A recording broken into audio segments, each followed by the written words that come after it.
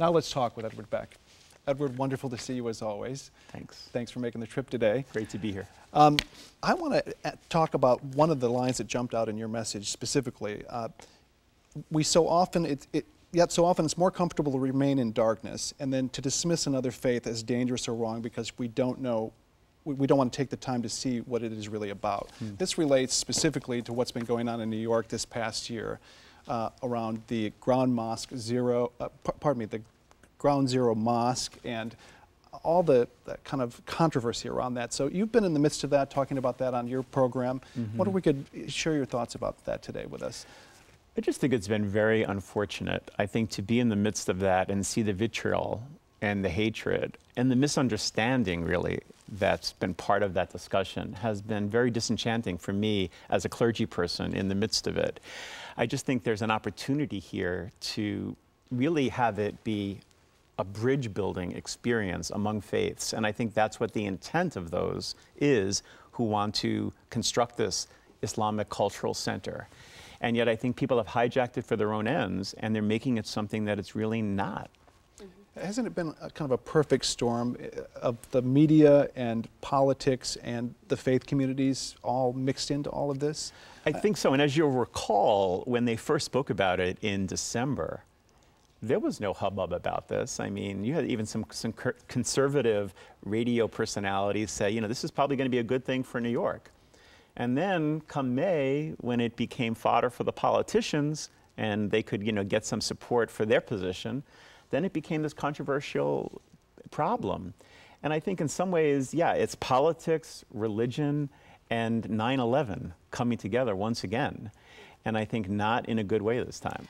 So one of the things I appreciate so much about your writing and your speaking is that you're so clearly grounded in your own tradition and the Christian tradition, but you have this opportunity in your ministry in New York to be exposed to all the other faiths. And I'm curious, you said that sometimes we avoid people of other faiths because we don't want to change. How have you been changed in your interactions with folks from other religious traditions? I think my perspective has been broadened and widened, and it's such a big world and a big church and a big God. You know, it's so easy for us in our own traditions to box God in, I think. And we think we know what God thinks and what God feels and how God acts and who God punishes and who God doesn't. And God is so much more than anything we can contain. And I think to be exposed to other religious traditions and other ways of looking at it and other ways of perceiving this great mystery that is God, that is the divine, can only help.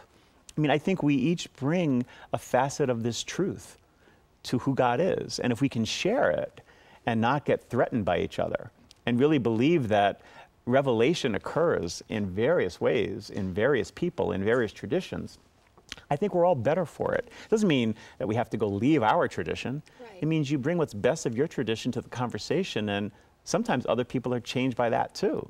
You know, it's a give and take, I think. And you do work with different retreats and so forth around the country. How are we doing as Catholics and Catholic communities around interfaith dialogue and things of that nature? What's your sense of that you're seeing? I think it's still a struggle. I think that, especially when it comes to Islam, there's so much misinformation. And I think, again, because a lot of people do not have exposure to a lot of Muslims. And so they begin to believe all of the stereotypes, everything that, you know, they hear people saying that isn't even based in fact. And it's hard to get through. Sometimes you'll say to, you know, a Catholic who's having this struggle, well, do you realize how oppressed the Catholic were? How Catholic people were? Do you realize that they were, you know, held in suspicion, that they weren't allowed to have certain jobs, you know, that they couldn't even run for political office? I mean, this oppression has gone through other religious traditions as well. Islam is not the first tradition in our country right here. And I think when you can see it through that lens, that it's kind of cyclical, this kind of stuff, it helps someone understand, well, maybe that could be me, or maybe I have to get in touch with what it's like to be on the outside because I have felt so much on the inside, And where in me have I been on the outside? We have more in common than we think. I think we do. I want to get to sort of the practical applications of your message today. I felt like when you told the story about the stressed out business traveler in the airport, oh my goodness, that's me. I've acted like that, especially when I'm tired and worn out. I just don't see the good around me.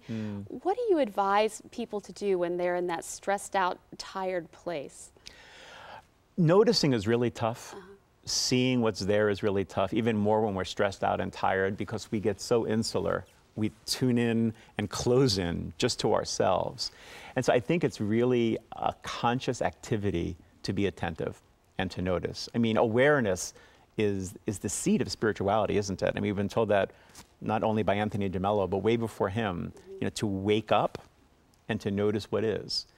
But most of us go through life kind of with eyes closed or glazed over because we have that tunnel vision that we were talking about with religious traditions even. And I think it's really an attentive exercise of reflection, of maybe a meditation that says, I am really going to be much more aware today than I usually am. That's why I love that line from Alice Walker. We walk past the color purple all the time. And again, that's a metaphor for all of the beauty and wonder and blessing that we just don't perceive. And rather we perceive through our own lens, our own jaundiced or filtered lens. And usually it's not that accurate. We really don't see things as they are.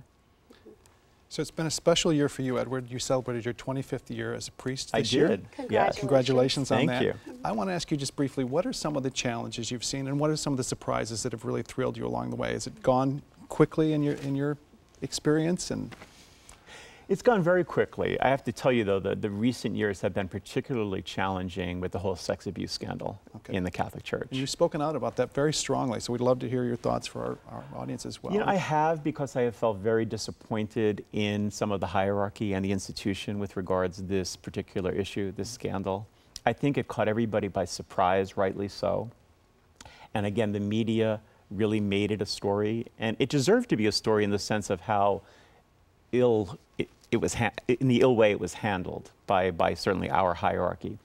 But again, I think what it did was it put a shadow over the whole priesthood and Roman Catholicism in general. And I think that's really been wrong. And I think part of my effort in the work that I do is to say, yes, this was definitely bad, this was a mistake, but this is a small group of sick men within our institution that were not dealt with in a good way. But we need to be now agents of healing and reconciliation and kind of rebuild what has been lost. But again, I also think it's been somewhat humbling for our church in a good way. We used to be, trumped up, we're number one and we're the best and we hold the truth. And then suddenly, it's the emperor has no clothes. And there's been a grace to that because you have to then realize that sinfulness is part of you and the institution, and that God works even in that sinfulness. We're all fallible. We're all fallible. And so even given those struggles and the normal struggles of being a priest, 25 years later, if you could go back in time, would you do it differently? I probably, interestingly, wouldn't do it that differently. I've been very happy and very fulfilled in my priesthood. There are things about my church that I would like to see evolve, that I would like to be a little different, and I don't know if my next 25 years, if God gives me that long, I'll get to see some of that. I'd like to work towards some of that. I really want us to be an agent for reconciliation and renewal and make some structural changes that need to be made. But it's been a wonderful 25 years, and I'm very blessed to have had it the way I had it. We're delighted that you've spent those 25 years serving the church and all of us.